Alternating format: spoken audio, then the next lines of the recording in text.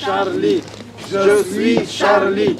People across the region are mourning the victims of an attack on a satirical magazine in Paris on January 7th.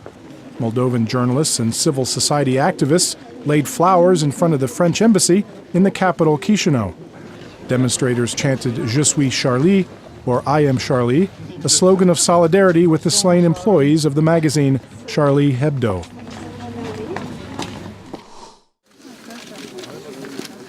In the Bosnian capital Sarajevo, people lit candles outside the French embassy and left pencils as a gesture of support for the slain and wounded journalists.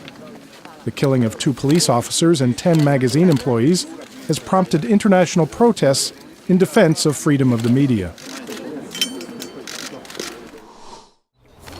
A memorial was also held in Almaty, Kazakhstan, where journalists and others gathered in front of the French consulate to show their sympathy for the victims and their families.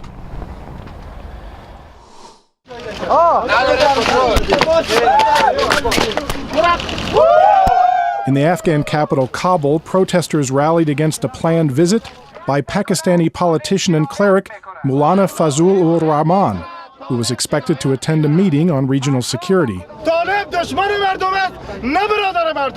Fazlur-Rahman has spoken in favor of the Taliban insurgency in Afghanistan, calling it a legitimate war against foreign forces.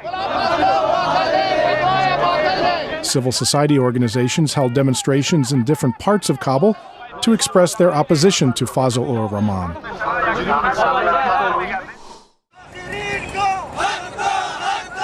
In Peshawar, northwest Pakistan, elders from the Khyber tribal district protested to demand government aid for people displaced by military operations.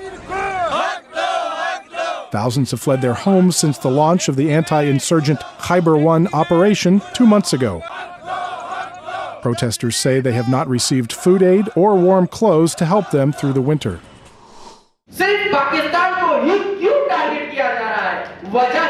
Also in Peshawar, Muslim religious scholars from several different sects met to voice their support for new government measures intended to curb terrorism in Pakistan. The scholars gave their backing to government efforts to defend the rule of law and protect civilians from violence. Earlier this week, Pakistan enacted a law allowing military courts to try terrorism suspects, a move that prompted objections from 2 mainstream religious parties. And that's the video roundup from Radio Free Europe, Radio Liberty.